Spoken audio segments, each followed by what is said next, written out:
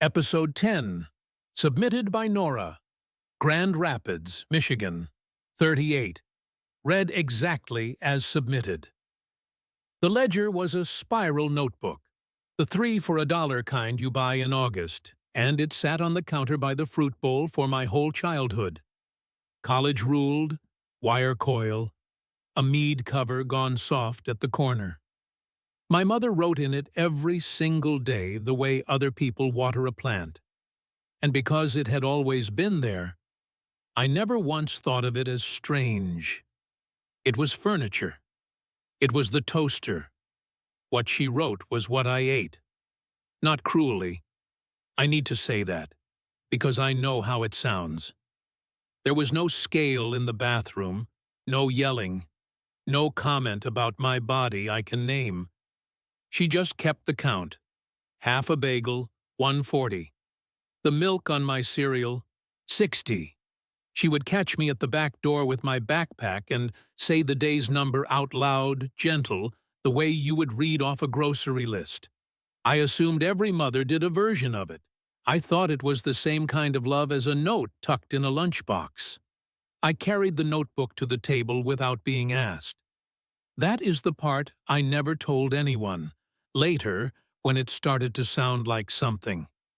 I would bring her the notebook and the pen and sit while she wrote, and I felt useful, the way you feel useful setting the table. In the margins, she kept a running total for the day and a smaller one for the week, in a column so straight it could have been typed. On Sundays, she would tap the page and tell me how I had done. I always wanted to have done well. It stopped when I left for college in Ann Arbor, or I thought it did.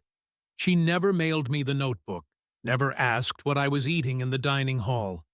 I decided the whole thing had been a phase of hers, and I was a little embarrassed I had made so much of it. I did not think about the ledger for a long time.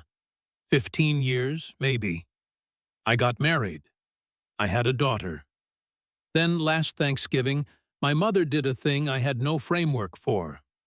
My daughter, who is 9, would not finish her plate, and my mother leaned over and said, not unkindly, "You know, your mom had 1,100 calories the day of her junior recital. She sang beautifully." And then she kept going. The Tuesday before Christmas of my sophomore year. The morning of my SATs. She had them, all of them. The exact numbers, 30 years gone, and she read them off the inside of her own head like they were still on the counter by the fruit bowl.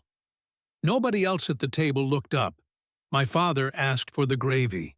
I want to tell you the horror was hers. That would be the easy version, and I told it to myself the whole drive home to Grand Rapids while my daughter slept in the back. My mother, the strange one. My mother, the one who did this to me. But here is what I actually did that night, after I put my daughter to bed. I opened the junk drawer under the microwave and took out the spiral notebook I keep grocery lists in.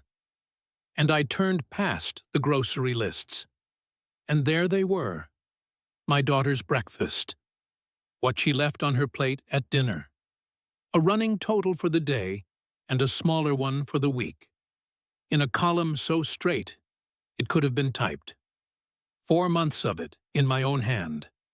I had started it the week she turned 9, which is the age I was when I first carried the notebook to the table. I do not know when I began. That is the part I cannot get past. There was no day I chose it, no thought I can find and blame. I only know I found it because my mother said the recital number out loud, and my hand was already reaching for the drawer before I understood why. I have kept it going since. I tell myself I will stop, and then it is morning, and there is a plate, and I am counting. My daughter brings me the notebook now. She has not been asked. She sits with me while I write, and I can see it on her face. She feels useful.